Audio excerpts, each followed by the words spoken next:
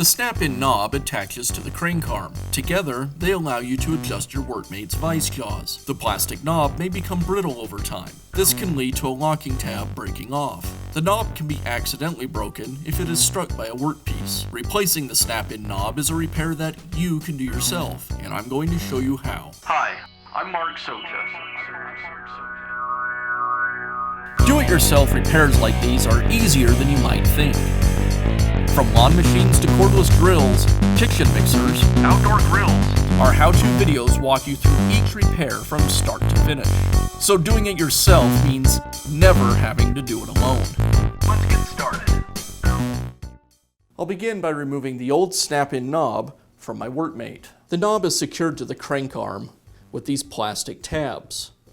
I'll use a pair of needle nose pliers to squeeze the tabs together and push the knob out.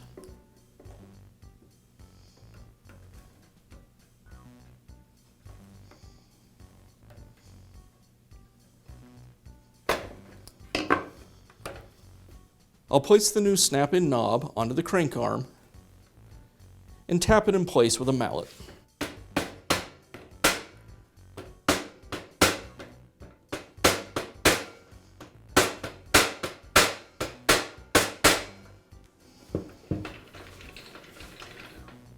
And that's how easy it is to install a new snap-in knob on your Workmate. Be sure to check back often for new videos and expert advice. If you found this video helpful, give us a thumbs up And leave a comment.